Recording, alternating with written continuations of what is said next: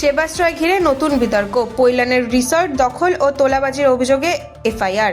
সেবাশ্রয় প্রকল্পকে ঘিরে ফের বিতর্ক।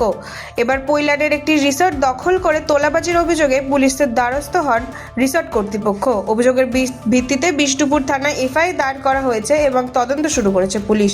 অভিযোগ, পৈলানের ইকো ক্রিক ক্লাব রিসর্ট প্রায় 40 দিন ধরে দখল করে রাখা হয়েছিল। রিসর্ট কর্তৃপক্ষের দাবি 20 লক্ষ টাকার বেশি অর্থ দাবি করা হয় এবং সেই টাকা না দিলে রিসর্ট ভাঙচুরের হুমকি দেওয়া হয়েছিল।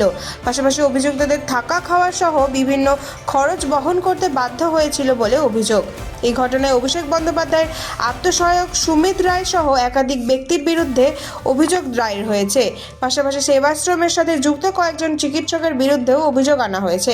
রিসর্ট কর্তৃপক্ষের অভিযোগের ভিত্তিতে এফআইআর নথিভুক্ত করে তদন্ত শুরু করেছে পুলিশ।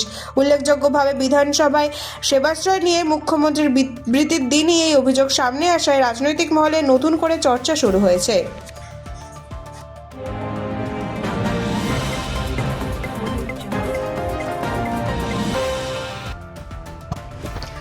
গুয়াহাটিতে মুষলধারে বৃষ্টি, শহরে বন্যার মতো পরিস্থিতি। আসামের রাজধানী গুয়াহাটিতে গত কয়েক ঘন্টা ধরে হওয়া মুষলধারে বৃষ্টির কারণে জনজীবন বিপর্যস্ত হয়ে পড়েছে।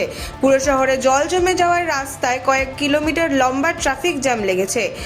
হাজার হাজার গাড়ি এবং মানুষ ঘন্টার পর ঘন্টা জ্যামে আটকে আছে। পরিস্থিতি সামাল দিতে প্রশাসন জায়গায় জায়গায় পাম্প সেট বসিয়ে জল নিষ্কাশনের কাজ শুরু করেছে। আবহাওয়া দপ্তর আগামী কয়েক ঘন্টা আরও বৃষ্টির সম্ভাবনা জানিয়েছে।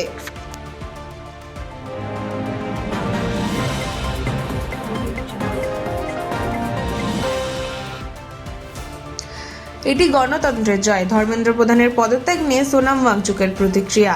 নিট ইউজি প্রশ্নপত্র ফাঁস বিতর্কের মধ্যে কেন্দ্রীয় শিক্ষামন্ত্রী ধর্মেন্দ্র প্রধানের পদত্যাগ নিয়ে সামাজিক কর্মী সোনাম ওয়াংচুক প্রতিক্রিয়া জানিয়েছেন। তিনি একে গণতন্ত্র ও ছাত্রদের জয় বলে আখ্যা দিয়েছেন। সোনাম ওয়াংচুকের সোশ্যাল মিডিয়া প্ল্যাটফর্ম এক্সে পোস্ট করে লিখেছেন, এটি গণতন্ত্রের জয়, প্রত্যক্ষ গণতন্ত্র, রাস্তা থেকে। এটি শান্তি, ধৈর্য, দৃঢ়তার জয়। সিজেপি দেশের প্রজন্ম অর্থাৎ জেনারেশন জেডকে অভিনন্দন এবং দেশের প্রতিটি কোণ থেকে জেগে ওঠা ও ভয়কে দূর করার জন্য সকল নাগরিককে ধন্যবাদ। জবাবদিহিতার পর এবার সংস্কারের দিকে।